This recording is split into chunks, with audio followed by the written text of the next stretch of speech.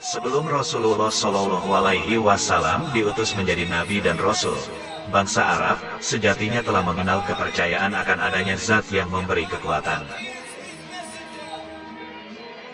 Akan tetapi, karena jarak antara kenabian sebelum Nabi Muhammad begitu jauh, bangsa Arab akhirnya terjerumus pada kesesatan hingga menyembah berhala.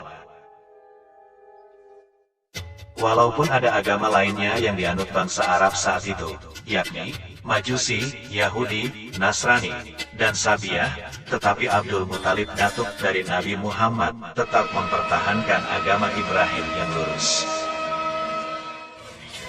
Dalam kitab Ar-Rahikul Mahtum karya Syekh Safiur Rahman Al-Mubarakpuri diceritakan, Raja Abraha memiliki nama lengkap Abraha Al-Asram. Saat itu, Yaman berada di bawah kekuasaan kerajaan Habsah, dengan rajanya Najasyi yang beragama Kristen. Abraha adalah gubernur yang diangkat oleh Raja Najasyi untuk memimpin Yaman. Sejak zaman Nabi Ibrahim, kabar ramai dikunjungi peziarah dari seluruh penjuru Jazirah Arab. Oleh karena itu Abraha membangun gereja yang sangat megah di Yaman, kemudian diberi nama Al-Qulais. Abraha menginginkan orang-orang Arab tidak lagi mengunjungi Baitullah di Mekah, tetapi beralih mengunjungi rumah ibadah yang dibangunnya di Yaman. Beberapa utusan dikirim menemui kabilah-kabilah Arab untuk menyeru mereka mengunjungi rumah ibadah yang dibangunnya. Namun seruannya tidak digubris oleh orang-orang Arab. Jangankan dari daerah-daerah lain, orang-orang Arab yang berada di bawah wilayah kekuasaannya di Yaman pun tetap berkunjung ke Mekah. Kenyataan ini menyebabkan Abraha murka. Ia memutuskan memimpin sendiri pasukannya ke Mekah untuk menghancurkan Ka'bah, maka didatangkanlah pasukan gajah dari Abyssinia. Beberapa suku Arab yang mendengar rencana itu, mencoba untuk menghalangi Abraha. Seorang pemimpin Arab di Yaman bernama Zunafar menggalang kekuatan sukunya dan suku-suku Arab di sekitarnya untuk menghalangi tentara Abraha. Namun Zunafar dapat dikalahkan oleh tentara Abraha, sehingga dia ditawan dan hampir dihukum mati.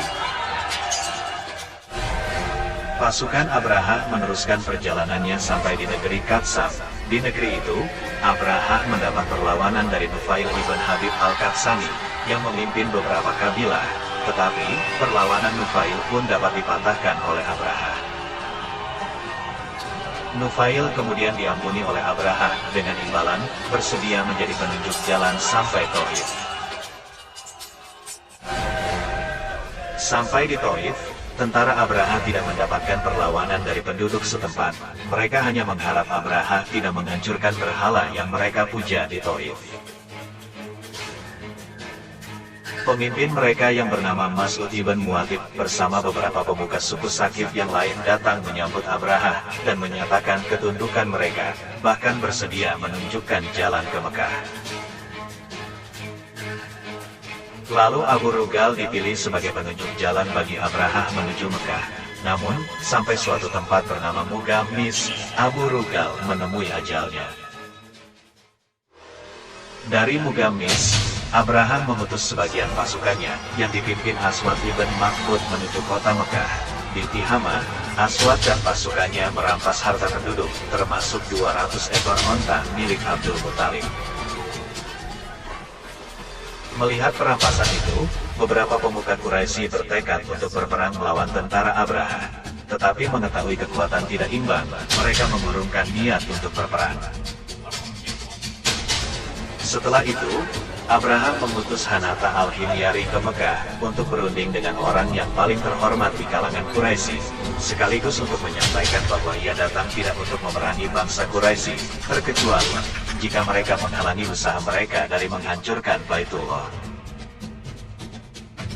Hanata kemudian diarahkan ke rumah Abdul Muthalib bin Hashim untuk menyampaikan pesan Abraha kepadanya.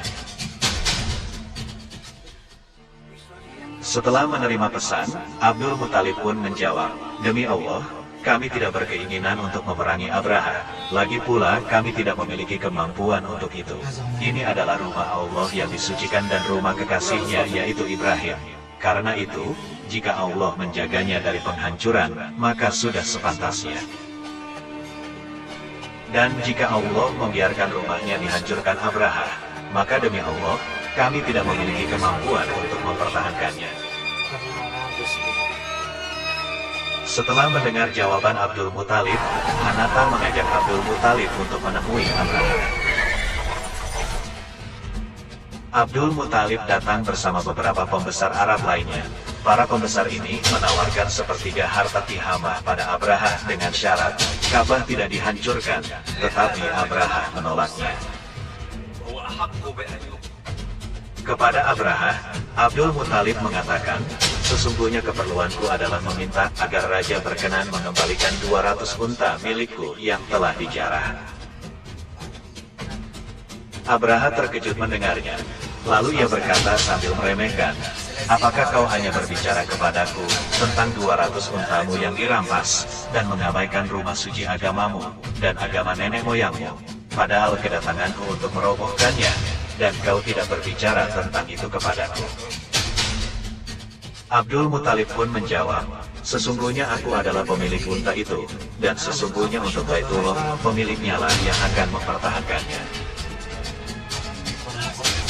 Abraha berkata, dia tidak akan bisa menghalangiku merobohkannya. Abdul Muthalib menjawab, jika begitu, terserah Anda. Abraha kemudian mengembalikan 200 unta milik Abdul Muthalib. Setelah itu, Abdul Muthalib segera menemui orang-orang Quraisy di Mekah, dan memerintahkan mereka keluar dari kota Mekah untuk berlindung di puncak perbukitan. Lalu Abdul Muthalib bergegas menuju Ka'bah dan memegang pintunya. Abdul Muthalib berujar sembari memegang pintu Ka'bah, ya Allah, sesungguhnya seseorang harus mempertahankan rumahnya, karena itu pertahankanlah rumah milikmu, jangan sekali-kali engkau biarkan salib dan situs ibadah yang mereka buat menang atas rumahmu. Di pagi harinya, Abraha bersiap memasuki Mekah dengan gajahnya yang bernama Mahmud, beserta bala tentaranya. Abraha kemudian menghadapkan gajah ke arah Mekah. Namun sebelumnya Nufail bin Habib telah membisikkan sesuatu ke gajah tersebut. Ia berkata, Mahmud, menurunlah, dan kembalilah ke arah dari mana kau datang, karena sesungguhnya kau berada di negeri Allah yang disucikan. Setelah mendengar bisikan Nufail bin Habib, gajah itu berlutut dengan keempat kakinya, dan Nufail bergegas lari menuju perbukitan tempat orang-orang Quraisy berlindung. Sementara itu, pasukan Abraha pun bergegas menuju Mekah. Abraha pun memerintahkan untuk menyerang, namun tiba-tiba gajah-gajah enggan melangkahkan kaki. Mereka hanya terdiam dan enggan bergerak. Abraha geram dan terus memerintahkan pasukannya untuk mencambuk gajah-gajah itu agar menurun, hingga pasukannya kehabisan akal dan kelelahan menangani gajah yang menurut mereka telah terlatih tersebut.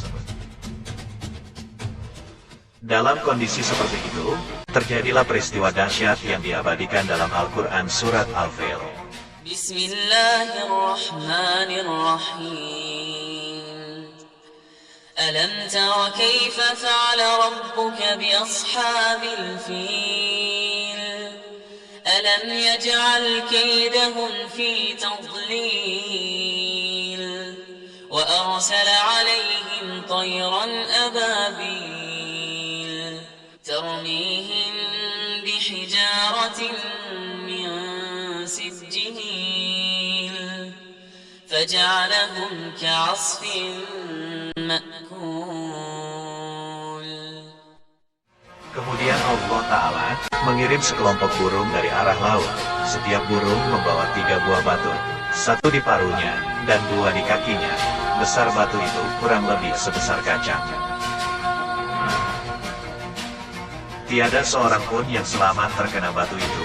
Abraha dan tentaranya tidak pernah sampai ke Masjidil Haram, dan tidak dapat menghancurkan Ka'bah. Justru mereka yang hancur dibinasakan oleh Allah Ta'ala. Sementara, orang-orang Quraisy dan Arab lainnya menyaksikan peristiwa itu dari atas bukit, dan di tahun inilah Nabi Muhammad SAW dilahirkan. Sebuah kelahiran yang menandai perubahan zaman dari kegelapan menuju terang benderang. Wallahu a'lam bishawab.